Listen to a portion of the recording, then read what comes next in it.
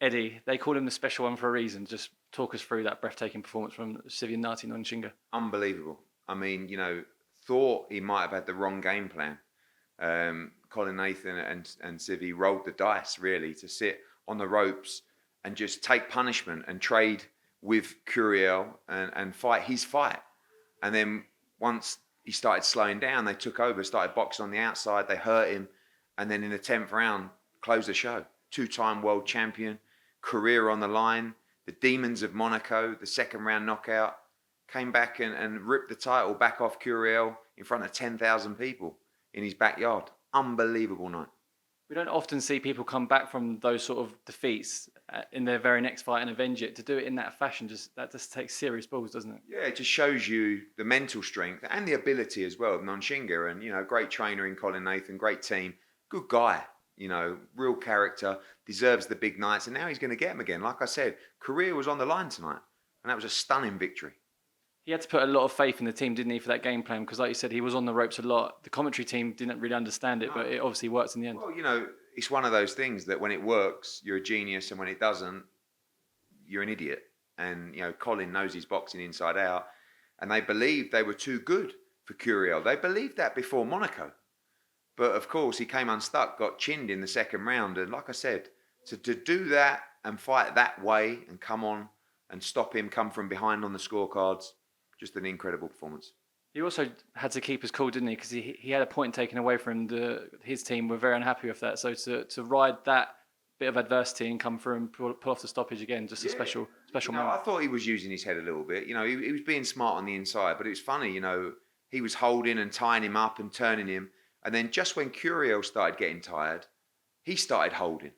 And that's when I saw the fight turn, maybe in about the 7th or the 8th round. And I said to JC from Boxstar, I said, who represents Curiel, I said, I think Nontshinga is going to stop him here. No, we're well up. I said, I just see the fight turning, and you could just see it, and obviously hurt him badly in the 9th and closed the show in the 10th.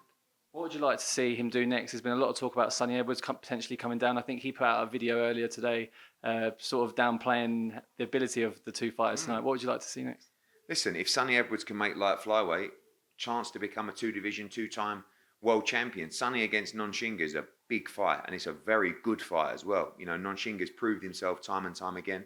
I want to see him do that, or unify, or get those big nights that he deserves. Because, like I said, these smaller weight classes don't always get the financial reward. Sonny got them in a mega fight, and I'd like to see Nontshinga try and go on that route now as well. The last thing he said to me before I came upstairs for this interview is that see you in London. So he's obviously very keen to come across. London or Sheffield. Again, Sonny is looking for a big fight, and what a way to make history to try and become a 2-time world champion. But he'll have his work cut out against a very good fighter in Nontshinga. A bit of disappointment earlier in the night. Bronco Lara, majority decision draw. What was your feeling on that? I thought he was lucky. I thought he closed the fight very well. 6-4 maybe to Lugo, and could see a draw, but it was fortunate. And he really has to go back now and look at himself and decide if this is for him. When you've reached the heights of Mauricio Lara in terms of where he came from, and money can do strange things, especially in a sport as tough as boxing. Marvin Hagler says it's very difficult to get up and do your runs when you're wearing silk pajamas. And Mauricio Lara, what made him so dangerous was he was a bad son of a bitch. Excuse my language. But that's what it was. He was a bad kid that came with bad intentions. What I don't like to see is touching gloves, moaning about a headbutt, moaning about holding, the ring's slippy. That's not the Mauricio Lara we know. So you've got to go away and you've got to find that hunger again, the hunger within that made you that fighter. And if you haven't got that hunger anymore, this might not be the game for you. So we've got to rematch that kid because I think he deserves it. And he's got to put it right. And, he's also got to decide if he's 130 or 126. But it just comes down to in here. If you don't have it anymore, it's not your game. But Mauricio Lara is still a great fighter. But he's got to find that edge that made him the bad man. How hard is it to flick that switch? Because once you lose it, it's not a switch that you can flick. You can't just talk yourself into flicking it. It's got to be in here, and it's got to be in here, and then once that goes and that goes, it's game over. So, you look at where Mauricio comes from a bad part of town. He was a bad kid. He was a dangerous fighter. Came over, beat Josh Warrington. Fought him at Ellen Road, at Headingley, beat Leigh Wood, rematched Leigh Wood, made himself a lot of money. His life's changed a lot. And I don't blame people whose life changes and all of a sudden can't be that same person or can't be that same fighter. The special ones are the ones that make that money and are still the same fighter. Canelo Alvarez, Anthony Joshua. I mean, there's a long list of names. But many fighters make that money, get out of where they come from, and don't have the same hunger and desire.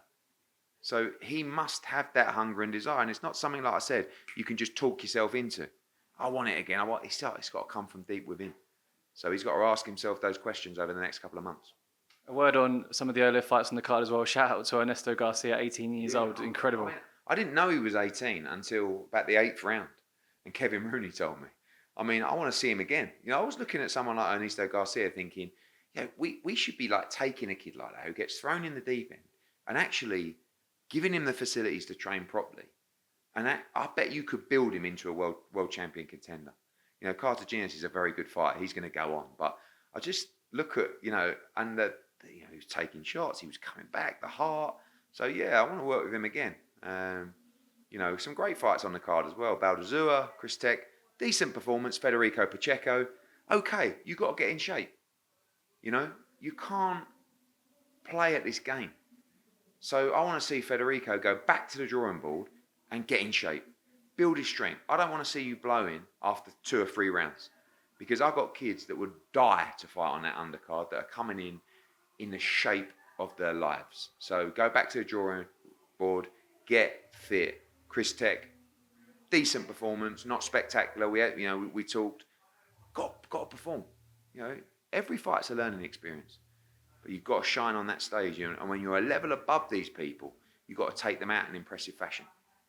I think I speak for us all. We'd like to come back to Oaxaca. What a city, what a venue, what a night. Yeah, not just an incredible venue, not just 10,000 people, but what a place.